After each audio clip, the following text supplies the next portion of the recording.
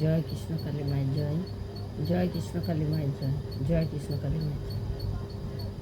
ভালো থাকবেন, সাবধানে থাকবেন, সুস্থ থাকবেন। এখন আপনারা যে যেখানে আছেন আমার ভিডিওটা শোনার জন্য আপনারা একটু উঠে বসুন। শরীর তো সারা জীবন সকলেরই খারাপ, কম বেশি সবাই আমরা অসুস্থ। তো এখন তো সুস্থ করার জন্য কৃষ্ণ কালী মা এসে গেছে।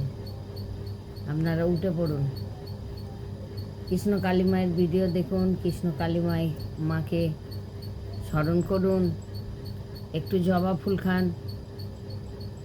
একটু নাম জপ করুন। শুয়ে তো সারা জীবন থাকবেন, এখানে যতদিন আছেন একটু জেগে তো কিছু করে যান।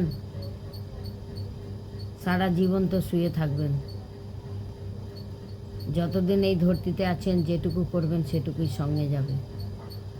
যা দেবেন অঙ্গে তাই যাবে সঙ্গে, যা মুখে বলবেন সেটুকু যাবেন, যা পেটে খাবেন সেটুকু যাবেন, যা কাউকে একটু দেবেন সেইটুকুই যাবে, আদার্স আর কিচ্ছু যাবে না। সারা জীবন বিশ্রাম করবেন। তাই একটু উঠে মায়ের একটু কথাটা শুনুন। আমাদের কৃষ্ণ কালী মা সকালে উপকার করার জন্য এসেছেন। আপনারা একটু মাকে স্মরণ করে যাতে ভালো থাকতে পারেন। যতটা মাকে ভক্তি করবেন ততটাই আশা করি আপনারা ভালো থাকবেন। যতটাই ভক্তি করবেন ততটাই ভালো থাকবেন। আর সব থেকে বড় কথা, যারা বয়স্ক, যারা অল্প বয়স, অনেকটা অল্প বয়সের আছে যে ঠাকুরকে খুব বিশ্বাস করে, অনেক বয়স্ক লোকও আছে যে ঠাকুরকে বিশ্বাস করে না। কিন্তু তাদেরকে আমি একটা কথা বলি যে আপনারা যখন মরবেন কোথায় যাবেন? ঠাকুরের কাছে যাবেন না এই মরতে থাকবেন? কোথায় যাবেন? কেন বিশ্বাস করেন না ঠাকুরকে? বাড়ির এমন কোনো আছে লোক যে কেউ বিশ্বাস করে তাকে পর্যন্ত আপনারা বকাঝকা করেন, এবং সে বিশ্বাস করে কিন্তু সে আপনাদের ভয়ে ভক্তি করতে পারে না, সে কিন্তু লুকিয়ে ভক্তি করে। কিন্তু যে ভক্তি করে তাকে কি কেউ কোনো দিন ধরে রাখতে পারে? আপনি হয়তো সামনে ওকে ভক্তি করতে দেবেন না, পুজো পাঠ করতে দেবেন না, আপনি ওনার কথা বললে হয়তো আপনি বিশ্বাস করবেন না, ওনার কথা শুনবেন না, কিন্তু যে মনে ওর ভক্তিটা আছে সে কিন্তু কেউ মুছে ফেলতে পারবে না। তাই এই রকমভাবে যে মনে ভক্তি করে তারই তো কথা মা শোনে। ধরুন বাড়ির কেউ ভক্তি করছে, অন্য একজন ভাজি দিচ্ছে, বিশ্বাস করে না, তার ভয়ে সে ভালো করে ভক্তি করতে পারে না। কিন্তু ভালো করে করার দরকার নেই, সে যে কাউরির ভয়ে চুপচুপ করে যে লুকিয়ে ভক্তি করে, সেই রকম ধরনের ভক্তি যে করবে তাকে মা ঠিক সাড়া দেবে। তাই যে ভক্তি করে তাকে ভাজি দেবার কোনো দরকার নেই। তার যে মনের ভক্তিটা কেউ কেড়ে নিতে পারবে না, তার মনের ভক্তিটা তার কাছেই থাকবে, আর তার কাছেই মা যাবে, তাকেই মা সাড়া দেবে। আজকে আপনি ডাকলেন, লোকের বলাতে আপনি ভক্তি করছেন, আপনি মাকে ডাকছেন, আপনার 2-4 দিন পরে কিছু না আশা পূর্ণ হলে বলছেন হ্যাঁ তোর ঠাকুর কি এত ভালো, তো আমার কেন করলো না? কিন্তু ওই যে আপনি তো ভক্তি করেন না, আপনাকে জোর করে ভক্তি করা হচ্ছে, সেখানে মা সারা জীবন ডাকলেও সে যাবে না, তার কথা মা শুনবে না। জোর করে ঠাকুর দেবতার কাজ জোর করে কোনো দিন হয় না। যেটা আত্মা থেকে ভক্তি আসে সেটাই তো কাজে দেয়, সেটাই তো ভালো জিনিস। আমার খুব কষ্ট হয়, কেউ কেউ ফোন করে বলে আমার স্বামী পছন্দ করে না, কেউ বলে আমার মা বিশ্বাস করে না। এইগুলো তো বেশি আশ্চর্য লাগে যে একটা মহিলা বাড়ির বিশ্বাস করে না, কি আশ্চর্য কথা! ঠাকুরকে বিশ্বাস করে না, কি বিশ্বাস করে? একটা মহিলা প্রায় বাড়ি থেকে খবর পায়, প্রায় বাড়ি থেকে আমাকে ফোন করে বলে যে আমার মা বিশ্বাস করে না। একটা বাচ্চা মেয়ে বিশ্বাস করছে, বাচ্চা মেয়ে ফোন করে বলছে, তার পেটের মেয়ে বলছে যে আমার মা এসব কথা বিশ্বাস করে না। আমি তো শুনে আশ্চর্য হয়ে যাচ্ছি, মেয়ে ছেলে ঠাকুর বিশ্বাস করবে না, কি কথা? কি বিশ্বাস করে?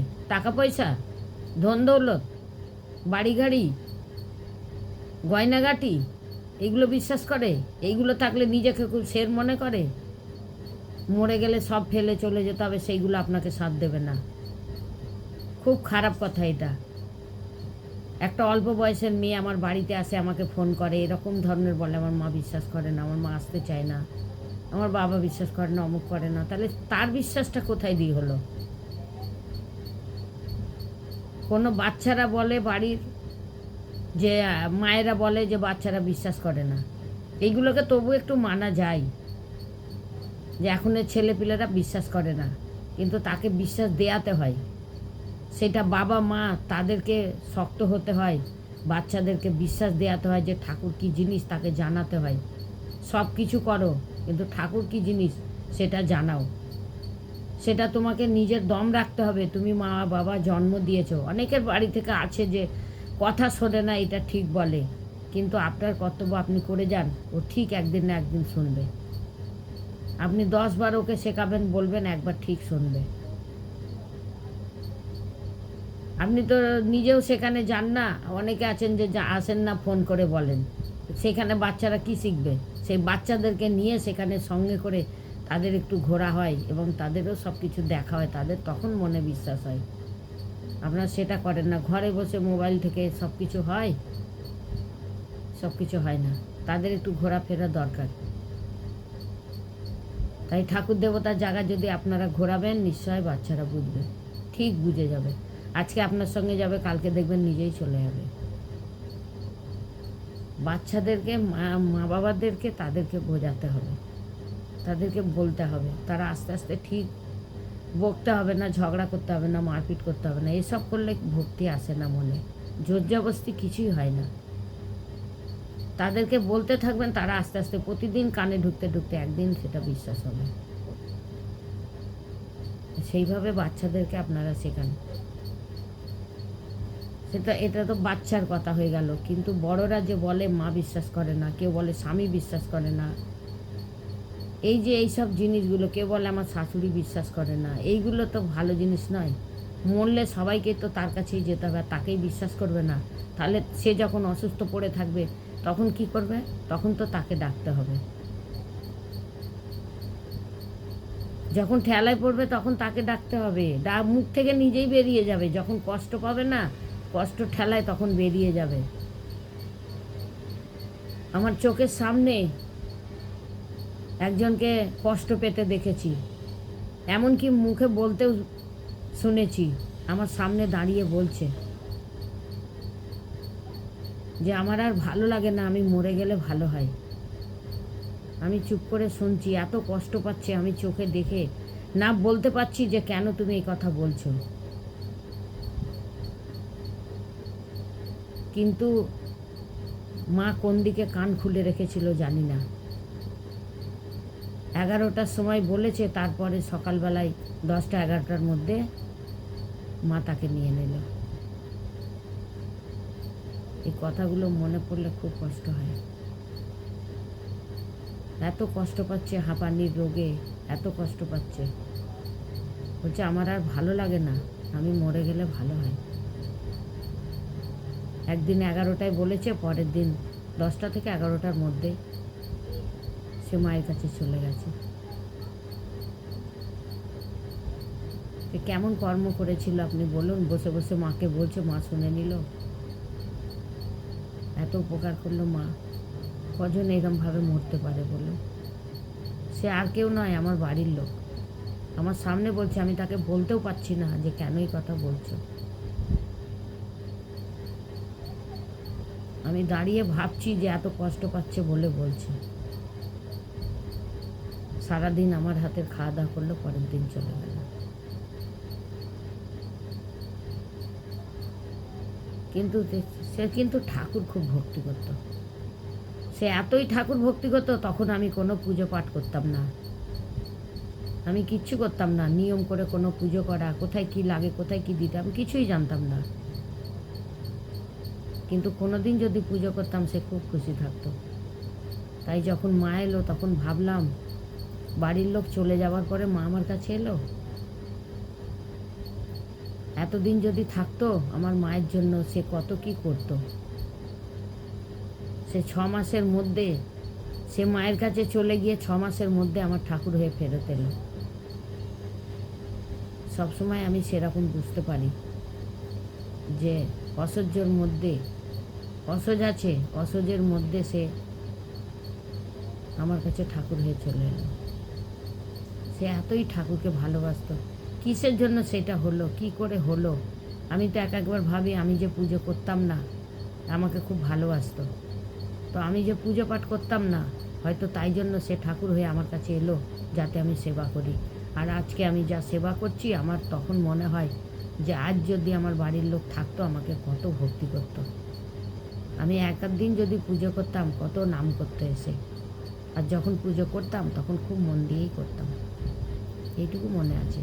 আমি তো পুজো পাঠ করতাম না, যেদিন করতাম খুব ভালো করে আলপনা দিয়ে ঘরে সুন্দর করে ফুল টুল এনে সাজিয়ে, কিছু জানতাম না, খালি হাত দুটোই চালাতে জানতাম, চোখে দেখতাম, সাজাতে জানতাম, কিন্তু কিছু বলতে জানতাম না। এখন তো তাই চিন্তা করি, এখন তো আমি অনেক কিছু বলি, অনেক নিয়ম করে পুজো করি। আজকে আমার সে থাকলে পরে কত ভক্তি করতো, এত পুজো করছি, তার কত ভালো লাগতো। আমার শুধু সেটাই মনে পড়ে যে তার কত ভালো লাগতো আমার পুজো করা দেখে। তাই সে তো মা তাকে নিয়েছে, আর মা আমার কাছে এসেও গেছে। যখনই ভাবি তার কথা, তখনই মনে পড়ে যে সেই তো আমার কাছে আবার ফিরে এসেছে। মাকে বলি, মা তুমি নিয়ে নিলে, কিন্তু আবার ভাবি মা তো নিজেও এসে গেল আমার কাছে, আমার দুঃখ কিসের? তাই আর দুঃখ করি না, সবাইকেই যেতে হবে, তাই মাকে সবাইকেই ভক্তি করতে হবে, সবাই যাবে মায়ের কাছে। কোনো সময় এই জিনিসটা আপনারা কেউ এরকম মনে করবেন না, যেন না কেউ বাড়ির লোক কাউকে বলে যে ও ভক্তি করে না ঠাকুরকে, ও বিশ্বাস করে না ঠাকুরকে। এই যে কথাটা কত খারাপ কথা। বিশ্বাস করে না ঠাকুরকে, কাকে বিশ্বাস করে? কি বিশ্বাস করে? ঠাকুরকে বিশ্বাস অবিশ্বাসের এখানে কি আছে? আমরা ঠাকুরের কাছে এসেছি, ঠাকুরের কাছে যাব, ঠাকুরের কর্তব্য করব, কাজ করব। আমরা কর্ম যেরকম করব, ফলটা সেরকম পাবো। আমি যে এই দুনিয়াতে এসে এত কষ্ট পাচ্ছি কিসের জন্য? আমার কর্মের জন্যই তো। আমার এই যুগে কর্ম ভালো থাকলে কি হবে? আমি অন্য যুগে কোনো কর্ম খারাপ করেছি। যেমন লোন নিলে লোনটাকে যেমন শোধ করতে হয়, ঘরে লাশ পড়ে থাকলেও লোন আলাকে পয়সা দিতে হয়, সেই রকম আমি যেমন কর্ম করব আমাকে শোধ করতে হবে। এই যুগে নয়, অন্য যুগেও 10 যুগ বাদেও শোধ করতে হবে। আর আমি যদি কোনো যুগে ভালো করি, তো সেটাও আমি পাবো, সেটাও আমার কাছে কোনো যুগে না কোনো যুগে ঘুরে আসবে। তাই আমরা চেষ্টা করব যে প্রতিটা যুগেই যেন আমরা ভালো করে থাকতে পারি এবং কর্ম ভালো করতে পারি, যাতে আমরা কষ্টটা কম পাই। কর্ম ভালো করলে আমরা কষ্ট কম পাবো, চাহে রোগ থেকে হোক, চাহে খাওয়া পড়া থেকে হোক, চাহে শান্তি থেকে হোক। কষ্ট, যে কোনো কষ্ট, সব কষ্টই খারাপ। তাই আমরা যতটা পারি মাকে ভক্তি করে, ঠাকুরের সেবা করে, মানুষের সেবা করে, আমরা কর্ম ভালো করে যেন যেতে পারি। আমি একটা অন্য জাতের মেয়ে হয়ে আমি বাচ্চাবেলা থেকে ঠাকুরকে ভক্তি করি। আমার ছোটোবেলা থেকে লোকে মন্দিরে যেত, আমার খুব শখ হতো, কিন্তু আমার বাড়ির লোক যেতে দিত না। আমি ফোন নাম্বার দিয়ে দিচ্ছি মাঝখানে, যদি আপনাদের মনে হয় যে আমি কি জাত, জিজ্ঞেস করবেন ফোন করে, আমি বলে দেবো। আমার নম্বর হচ্ছে 9903910562। আবার বলছি 9903910562। আপনারা ফোন করে আমাকে জিজ্ঞেস করতে পারেন। অনেকেই জানেন, অনেকে জানেন না। তো আমি এইটুকু বলছি না, এইটুকু আপনাদের আশা করছি আমি, যে ফোন করে আমাকে জিজ্ঞাসা করবেন, তাই জন্য আমি বলছি না। নাহলে বললে তো বলতেই পারি, কেন আগের ভিডিওতে সব বলেছি। আর ভিডিও যখন আপনারা আমার দেখবেন, আমার চ্যানেল নাম হচ্ছে জ্যোৎস্না কৃষ্ণকালী। জ্যোৎস্না কৃষ্ণকালী আপনারা সার্চ করবেন, দেখবেন আমার পরপর ভিডিও পেয়ে যাবেন। আগে যারা ভিডিও করেছে তাদেরও ভিডিও সব জায়গায় চলে গেছে। এখন আমি ওদের মতো ভিডিও করতে পারি না, তো যেরকম পারি সেরকমই আমি চেষ্টা করছি আপনারা দেখতে পাবেন, সব কথাই বলি। কথার মধ্যেও যদি কিছু ভুল থাকে ক্ষমা করে দেবেন। ফোন নাম্বার সবসময় দিচ্ছি, ফোন করে আপনারা বলবেন যে এটা ভুল হয়েছে, ওটা ভুল হয়েছে। অনেকজন তো জানেন তো, ভালো খারাপ সব রকমই লোক আছে। অনেকজন অনেক কথা বলে, অনেকজন অনেক কথা বলছে, আবার অনেকজন আবার অন্য রকম কথা বলছে। সবই শুনতে হচ্ছে, সবই সহ্য করতে হচ্ছে। জানেন তো, মানুষ তো সবাই সমান নয়, খারাপ ভালো সব রকম আছে। যেমন ভাতে চালে কাঁকড় থাকে, বেছে খেতে হয়, সেই রকম তো সবাইকেই সঙ্গে নিয়ে চলতে হয়, খেতে হয়। এসবের জন্য আমরা ঠাকুরের সেবা করছি। আমাদের তো দুঃখ করলে চলে না, আর ঝগড়াঝাটি করলেও চলে না। যে আমাদেরকে এখন খারাপ বলবে সে নিজেই ভালো বলবে। সে দেখতে থাকবে, জানতে থাকবে, তার জ্ঞান হবে, নিশ্চয়ই বলবে। তাই জন্য সেটা দুঃখর কোনো অসুবিধা নেই।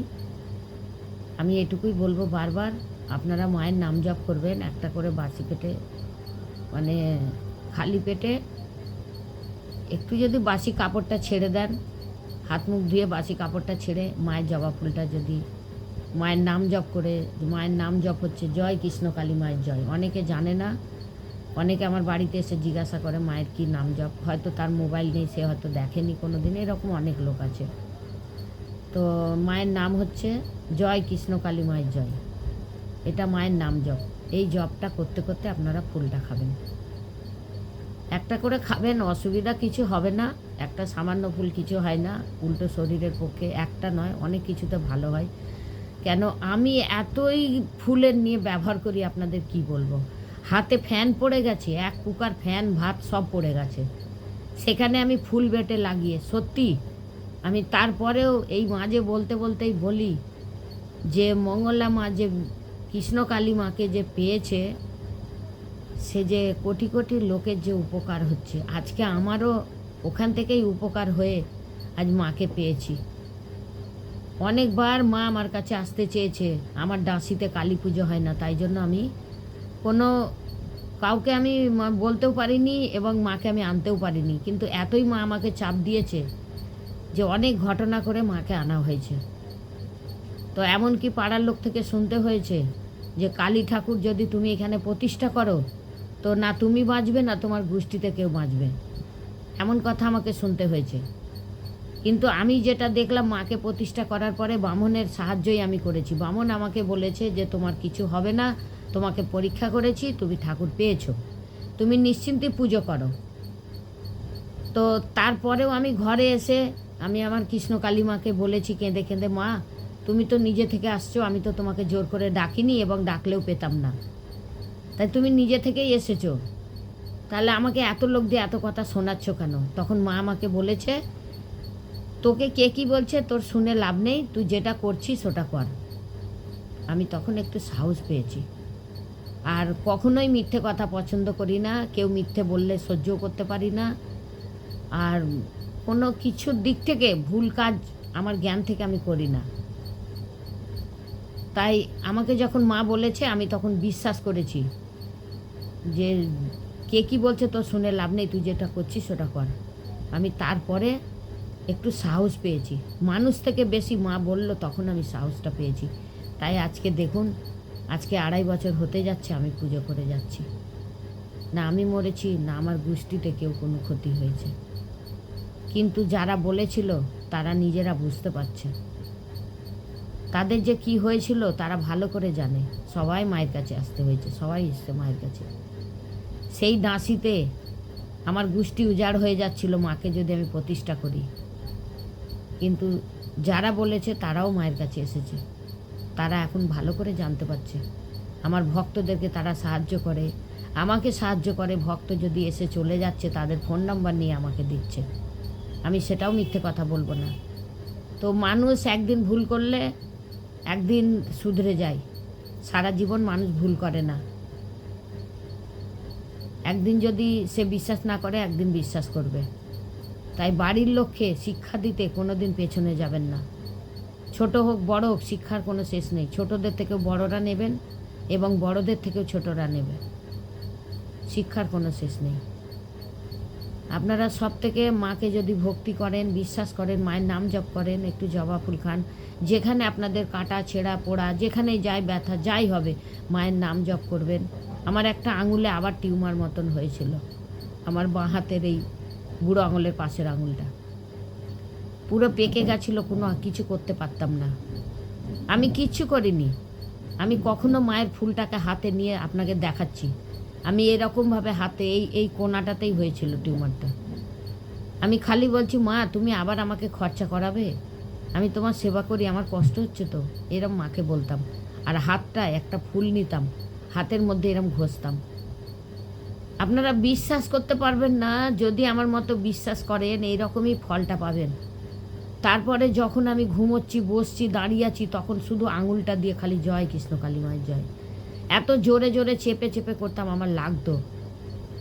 কম করে 10 থেকে 15 দিন হবে এটা হয়েছিল। তারই মধ্যে একদিন হঠাৎ দেখছি মুখটা একটু ফাটা মতো আর ভেতরটা কালো মতো হয়ে আছে। সে মানে কি বলবো আপনাদেরকে, একটুখানি দেখবেন বুঝতে পারবেন। দেখাচ্ছি দেখুন, যেমন পা দেখিয়েছিলাম সেরকম হাত দেখাচ্ছে, দেখুন কালো মতো হয়ে আছে, পরিষ্কার বোঝা যাচ্ছে। কিন্তু এইটা আমার এখন কোনো সমস্যা নেই, এটাকে আমি খুঁটে খাটে একদম সব বরাবর করে দিয়েছি। তখন আমি একটু হাত দিতে পারতাম না, মানে আমি ভাবতে পারছি না। একদিন আমার নাতি নারকোল কাটতে গিয়ে এই আঙুলটা, এই মাথাটা কেটে দিল, একদম মানে মাংস উড়িয়ে দিল। সেখানে কাজে যাবে সকালবেলায়, ঠাকুরের জন্য কাটতে গেছিল। আমি কিছু দুঃখ করতে দিলাম না, বলছে দেখো নারকোলটা কাটতে গেলাম ঠাকুরকে দেবে বলে, দেখো। আমি তখন বললাম, মনটা অন্যদিকেও চলে যাচ্ছে, মানে পাপের দিকে যাচ্ছে আর কি, যে বলতে যাচ্ছিল যে মায়ের কাজ করছি, মা এরম করলো। কিন্তু আমি তাকে বলার আগেটাই বলে দিলাম, বাবু যে করে সেই ভালো করে, চিন্তা করো না। বলে একটু ফুলকে বাটলাম, বেটে আঙুলে দিয়ে কাপড় দিয়ে বেঁধে দিলাম। সন্ধ্যেবেলায় এসে কাটার জায়গাটা খুঁজছে, কোথায় গেল।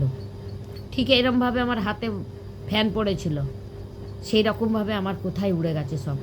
সকাল থেকে রাত্রের মধ্যে 2 বার দিয়েছি, বেশি করে মোটা করে, এরকম করে। কোনো ট্যাবলেট ওষুধ আমি কিচ্ছু খাইনি। আমি যে বলে বোঝাতে পারবো না যে মা কী জিনিস, মায়ের কাছে কি আছে। আমার যে পরস্পর আমার এই কাজ হচ্ছে, আমার 1 মাসের মধ্যে আমি মায়ের কাছে একটা ডন্ডি আমাকে দিতে হবে মায়ের কাছে। এটাও দেখবেন আপনারা, কিসের জন্য এখন বলবো না, সেটা তখনই ভিডিও করব, তখনই আমি বলবো যে আমার যে কী মিরাক্কেল হয়। কিচ্ছু নয়, আমি কিচ্ছু খরচা করতে পারি না, আমার কোনো রোজগার নেই। যেটুকু কখনো ভক্তরা দিয়ে যায়, আর যেটুকু আমার নাতির পয়সা দিয়ে সংসার চালিয়ে, যেরকম যেদিন মাকে পারি, আপনারা ভিডিওয়ে ঠাকুরকে দেখবেন, কোনো সময় মালা দিতে পারি, কোনো সময় পারি না, কখনো ভালো দিই, কখনো দিই না, যেরকম যেমন হয়। আমি দুঃখ করতাম আগে খুব, যে এইটা করতে পারি না, ওইটা করতে পারি না। আবার মনে মনে ভাবছি যে মা যেরকম আমার ক্ষমতা দেবে, মা যেরকম চাইবে সেরকমই দেবো। তো মা তো আর কিছু চাই না, মা তো আর বায়না করে না, যেটুকু ক্ষমতা হয় সেটুকু আমি করি। তাই জন্য বলছি যে আমি কিছু করতে পারি না মায়ের, তার সাথেও যে আমার এত কিছু আমার উপকার করে মা। আপনারা একটু ভক্তি করবেন, আর কিছু নয়, মাকে বিশ্বাস করবেন, ভক্তি করবেন। অনেক বড় ভিডিও করেছি, জয় কৃষ্ণ কালী মায়ের জয়। আমার এই ভিডিও দেখে যদি আপনারা কেউ আসার চেষ্টা করেন তাহলে আসবেন। আমার তো বাড়ি হচ্ছে সলব স্কুল বটতলা। এখন আছি, মাকে নিয়ে এসেছি, কাদা আছে বাড়িতে বলে। স্কুল বটতলায় আমি একটা ঘর ভাড়া নিয়ে মাকে রেখেছি, সেইখানে এখন আমি ভিডিও করছি। তো আপনারা যেখান থেকেই আসবেন, সলবে আসবেন, সলব স্কুল বটতলা। ওখানে বাস থেকে নামবেন, টোটো থেকে নামবেন, গাড়ি থেকে আসবেন, যেখান থেকে আসবেন, সলব স্কুল বটতলায় এসে বলবেন বেলতলা ক্লাব যাব।